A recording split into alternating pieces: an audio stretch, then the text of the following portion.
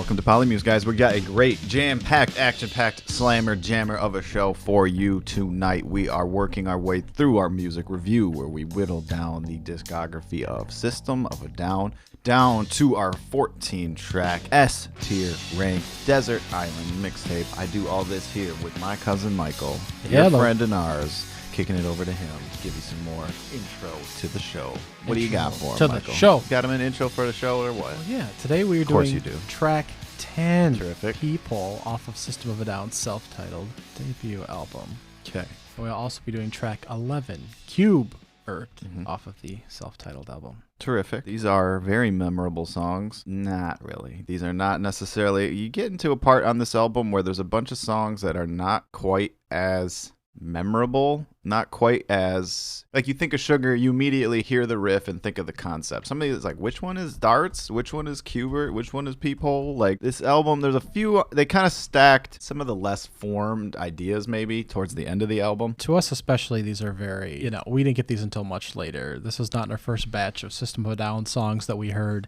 We were kind of sharing music at the time, and we did not get these full albums. So these were just tracks that we very much missed towards the back end until later when we were always had War. Projects. We had Suggestions. We had Sugar. Had Johnny. Had Science and Shimmy. But we did not have CUBErt. We did not have Peephole. We're going to go through them. We're going to see what makes them unique, what makes them special. We're going to pick them out, tell you what they're about, what they sound like. We're going to play them for you as well. Peephole, if you recall, it is kind of a more unique track on here. It's kind of got that pa pa.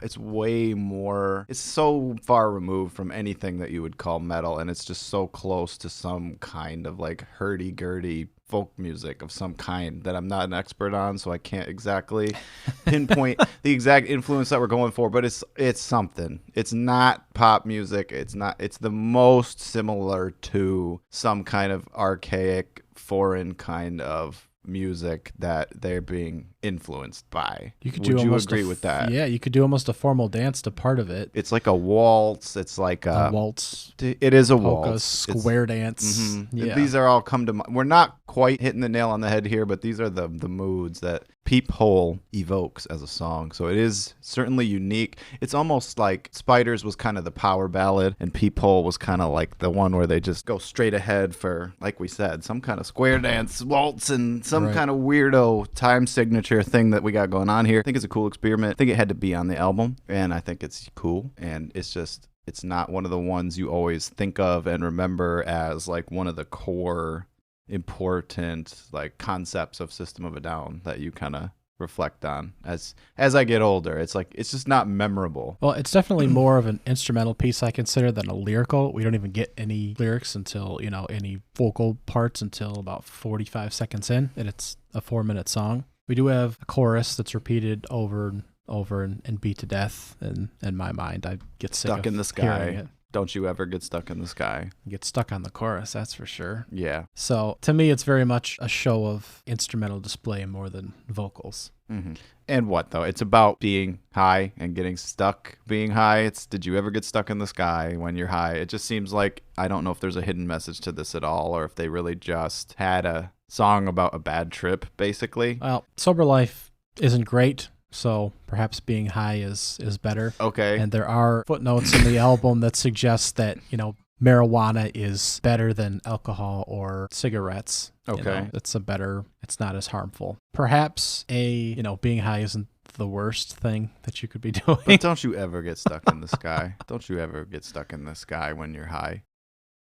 So that was a weird song. I think I'll say Peephole, maybe. It does remind you of the word people, but it also, to me, is kind of like when you take a psychedelic drug and it's like you get a glimpse, like you're looking through a peephole into another dimension, like looking through the sky and all that. Very trippy song. You got the weird, like screeching, like animal noises, vocalizations in there. Like we said, very strange lead guitar parts, very strange rhythms that just evoke all kinds of old-fashioned styles of music that you're not used to hearing on a metal song or a pop song. Yeah, I have the exact footnote real quick here. British's New Science magazine, under political pressure, purported and confirmed that marijuana is safer than either alcohol or tobacco. That's the footnote in the the album jacket there, just so you know. And these are each track on the album has a little footnote that accompanies the lyrics in the album booklet. And that is kind of the background, not necessarily the background information, but clarifying. Some of them make it less clarifying, but a clarifying quote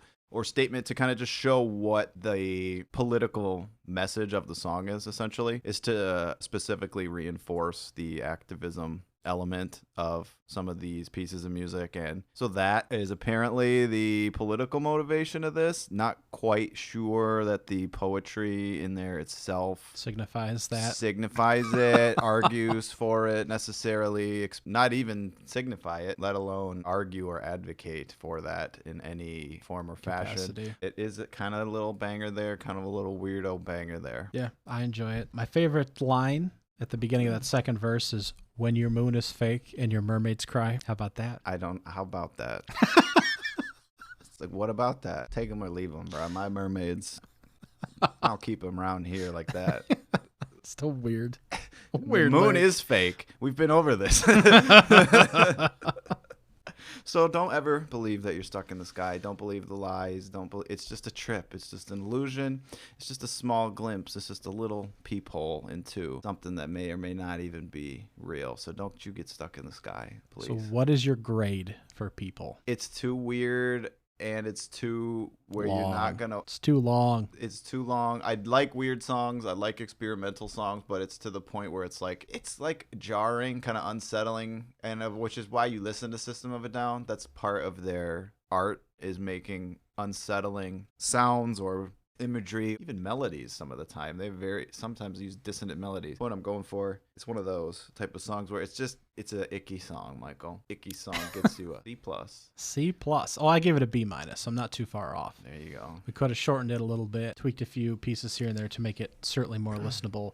So leaning towards that C, I gave it a B-.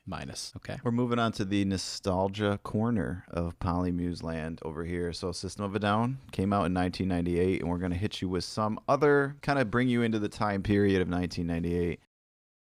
What do you got for us tonight on the Nostalgia Corner, this week's edition of 1998? Yeah, just because our next track here, CUBErt, is kind of referencing the video game. There you go. So we want to hit you with a few things here to kind of remind you of 98, where the top toy. What's cuter than CUBErt? Furby.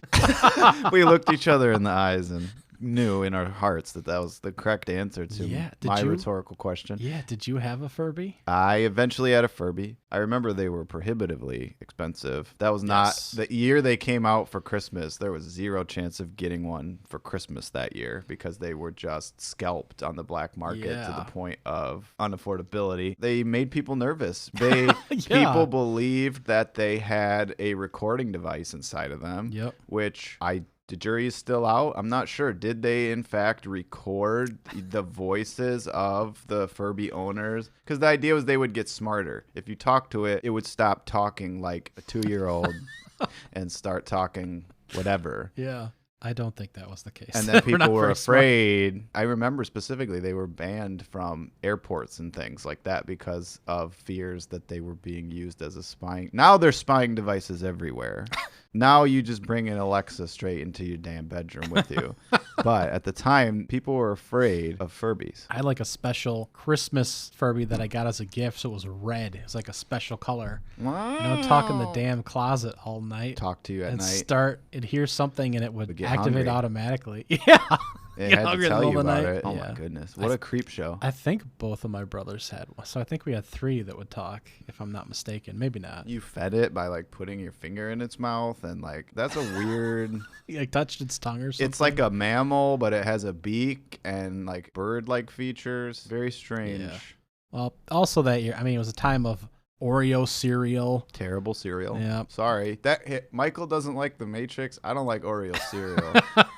This just became controversial opinion corner instead of whatever I said, retro corner. Yeah. Nostalgia Avenue. Well, also of note, 98 is when Pokemon Red and Blue first hit the United States for your Game Boy. And I was never the same. None of us ever Still haven't recovered from the hour or so I've spent addicted to that game. I went to PA, Pokemon Addicts Recovery, and Pokemon Anonymous. So kicked the habit, but That was like, how did they, best marketing ever of all time. I mean, the amount of merchandising dollars made off of a single, a pair of Japanese video games. Used to collect all the toys and the little plastic Pokeballs, played the hell out of the card game, watched every episode of the show. We were very much involved. Never getting those hours back. The games were good. The show was terrible. The video game is great. The like show didn't a age well. terrific RPG that will always be a really, really good RPG game. And then, no, the show is...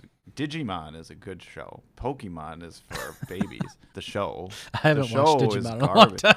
They have personalities and there's like stakes involved and it's not just blasting up again. It's like, okay, see you next week. What was the other one that came along? Monster Rancher? Do you remember that? Oh, yeah, of course. I was the prime demographic victim of these marketing campaigns. Yes, they got my money on that too. I also... cards, games, toys. Pretty similar, identically similar concept. Not as cool as Pokemon. The era of the Mons. There were many more than that. It's all Japanese media was being imported all at once, as long as it was about like miniature monsters that could be controlled by children. Essentially, that's the concept. A child can control Godzilla or something. Yeah. And then it just went, it never stopped. It's just a genre. It's just an empire. Yeah. Those were the times. Sum it all, wrinkle it all back, bring it all bundled back to the top. Sure. These are not very memorable System of a Down tracks. No. I don't remember which one CUBErt is and which one Dart is and which one Pluck is. Well, we just spun off of CUBErt into let's talk about Furbies. And now we got some more CUBErt. Hit them, but we're going to play the song. So I never played much CUBErt. I played some CUBErt. You're like a little orange guy with a nose on a pyramid. You can go like diagonally onto the different layers of the pyramid. Yeah. And I do think there's like snakes and maybe a couple other things that are trying to kill you. You're trying to change the colors of all the blocks on the pyramid and they change when you jump on them. So you got to go all the way up and all the way down and hit each block, not get killed. And if he gets killed, he goes and it shows like a swear word. Speech bubble, and that is his catchphrase. CUBERT's catchphrase is like all the asterisk at like when they do a fake curse word and that's his catchphrase. I like that you specified he has a nose. An he orange has guy a with big a nose. orange nose. He's a cute little CUBErt. Here's another thing about it though. The game is spelled with a Q. It's right. Q and then the star symbol and then B-E-R-T. This is spelled C-U-B-E. Then lowercase r-t, which I'm not sure why they spelled it strangely like that to separate the word cube. Because RT doesn't mean anything on its own. So it's not like it's two meanings. It's like 1.5 meanings, maybe. We don't know. But I think that it is really a video game metaphor. I think there are a few lyrics in here that do kind of seem like they are just talking about the arcade game itself and not necessarily they are leading you there to remember the video game on purpose. Yeah, and this could very much incorporate that into this. I think it's very much about unique people are rare. It's very weird. Cliche people, organs rare, corn everywhere canned. So corny. Everywhere canned. Right. It's just very much people are following what they're told. People are kind of pigeonholed into followers more than leaders, I think, and kind of working your way up to the top of the social pyramid or social construct. Like the CUBErt pyramid. Yeah, kind of the general feeling for this quick, less than 2 minute track here. Kind of a cool riff, kind of interesting, but like it's just not one that the concept really fits the title or really matches the whole thing that they're creating. It just feels unfinished in a way where it could have been narrowed into a specific concept or a more clear metaphor, some kind of more memorable title, perhaps. Spell it the other way, the real CUBErt way, so we know that it's specific or not, or I get that it's, a reference or possibly not even, but that's kind of a weird one. You could try to think of the track list off the top of your head and you would never come up with CUBErt. You would just have a blank space. You'd be like, what's the other song on here? You would not remember. Yeah, this isn't memorable to me at all. So what do you grade CUBErt? C-. C-. That's harsh. Got him. But that's what I give it to. So. Oh. I was thinking about just D'ing this song out. Dinging them. Just flopping it. Considering like a D is something you're probably just skipping when it comes on. Yeah, we don't really even need F, really. That's kind of what I figure. If it's D, you're just like, I'm not going to listen to it at all. F is like, I'm skipping it, and I'm like purposefully pointing out that this is a bad song. Yeah. If asked, and I don't like it, parts of it lyrically or instrumentally, and it's just a headache for me to think about. I consider, That's an F. That's kind of, I think we're kind of there. But yeah, we don't give out many of Yeah. these because we're not reviewing. But you're halfway there, CUBErt. So I actually think I'll just D this one. Cool. So we're still working on our tier list, getting that Desert Island mixtape. We got a couple more songs on the self-titled System of a Down debut album. We'll be covering each album in a row, each track in a row, picking out, whittling them down, essentially, is what we do here on the Poly Music Experience. And I love doing it. It's a blast. I love reviewing music. I love giving you our reactions, our interpretations, our nostalgia, and hitting you with some great tunes and in between it all. And Michael, why don't you tell them goodnight for me, because I got to hit the road. And that's how the marble hits the meat stick. Take We'll a see you night. next episode. We love you.